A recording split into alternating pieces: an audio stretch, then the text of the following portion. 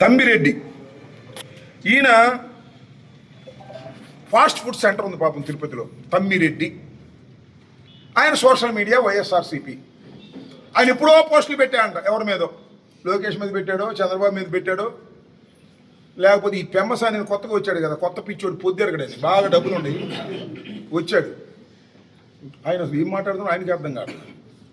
ఒక మాటతో చంపేస్తానంటాడు. ఏం చంపుతాడు ఏమో మరి. అమెరికా నుంచి వచ్చాడు, మళ్ళీ అమెరికా పోతాడు. ఏమైంది ఆయన సొమ్ము ఇక్కడ కదా వచ్చేది, మళ్ళీ కింద మీద పడేది. బాగా క్యాష్ పార్టీ. చంద్రబాబు కన్నా ఎక్కువ డబ్బులు ఉన్న మనిషి ఆయన, బాగా డబ్బులు సంపాదిస్తున్నాడు. ఆయన మీద పోస్టింగ్లు పెట్టాయంట. ఆయన మొన్న ఏం చేశారంటే 31వ తారీఖు సుమారు 8:30 రాత్రిపూట తమ్మిరెడ్డి అనేన్ని మఫ్టీలో ఉన్న పోలీసులు ఎత్తుకుపోయారు. మఫ్టీలో ఉన్న పోలీసులు అర్థం కాలే, ఎవరు ఎత్తుకుపోయారు, దొండగులు ఎత్తుకుపోయారు, ఎవరు ఎత్తుకుపోయారు అర్థం కాక కింద మీద పడ్డారు.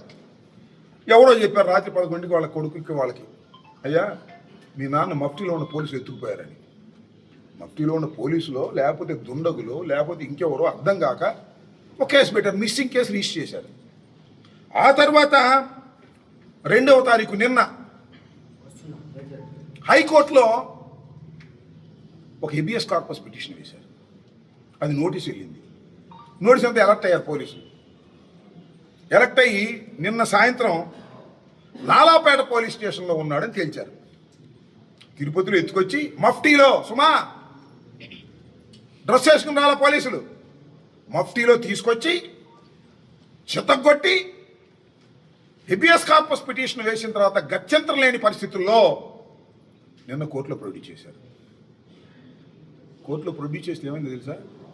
రిమాండ్ రిజెక్ట్ చేశారు. రిమాండ్కి పంపవలసిన అవసరం లేదు అని రిజెక్ట్ చేశారు. నా దానిలో రిజెక్ట్ చేయలేరు, అది కూడా రిజెక్ట్ చేయాల్సిన కేసే. అసలు పోలీసులు బిలో 7 years కేసులు ఉన్నప్పుడు ఇది చట్టం, ఇది న్యాయం, ఇది జడ్జిమెంట్ ఇచ్చినటువంటి సారాంశం. 7 సంవత్సరాల లోపు శిక్ష పడే కేసుల్లో నేను ముద్దాయిగా ఉన్నా, రజనీ గారు ముద్దాయిగా ఉన్నా, ఎవరు ముద్దాయిగా ఉన్నా పోలీసులు అరెస్ట్ చేయడానికి వీల్లేదు. 35 Clause 3 BNS నోటీస్ ఇచ్చి పంపించాలి. నా కేసులో నోటీస్ పంపించాలి, రావులు పంపారు. ఈ కేసులో మీరు అసలు కోర్టుకి ఎందుకు తీసుకొచ్చారు? ఇతనికి 35 Clause 3 BNS ప్రకారం ఇచ్చి పంపాలి కదా అని మ్యాజిస్ట్రేట్ గారు చివాట్లు పెట్టి వదిలారు. ఇది కథ.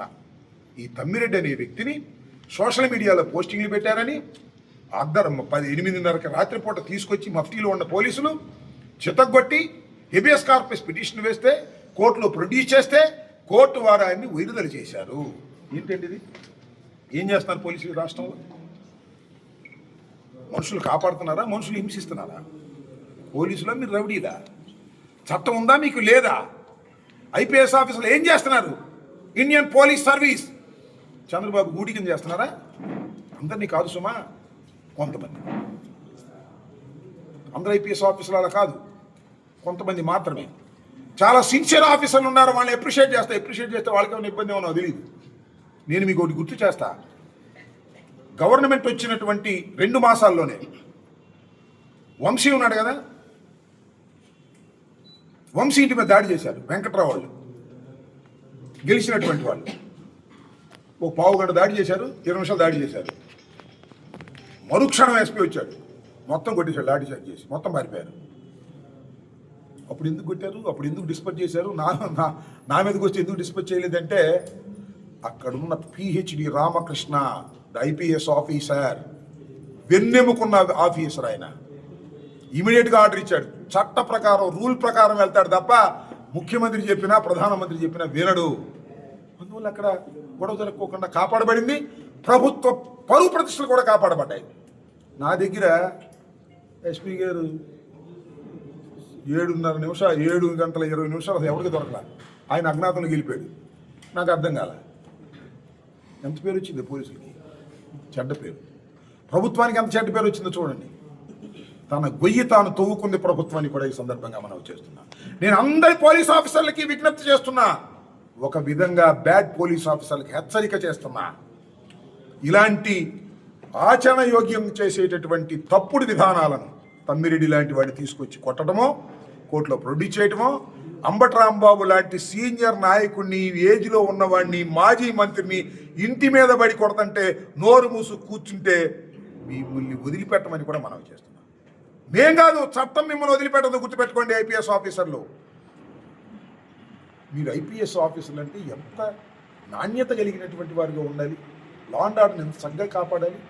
కాపాడకపోగా ఈ విధంగా దిగజారిన లా అండ్ ఆర్డర్ని తీసుకొస్తున్నారు రాష్ట్రంలో. ఈ రాష్ట్రం ఇలాగే కొనసాగితే చాలా ప్రమాదంలో పడుతుందనే విషయాన్ని నేను పోలీస్ డిపార్ట్మెంట్లో ఉన్నటువంటి కొందరికి హెచ్చరిక చేస్తున్నాను. సిన్సియర్గా ఉండే వాళ్ళకి అందరినీ కూడా అభినందిస్తున్నాను. దురదృష్టం ఏంటంటే సిన్సియర్గా ఉండే వాళ్ళందరూ నాన్ ఫోకల్లో ఉన్నారు.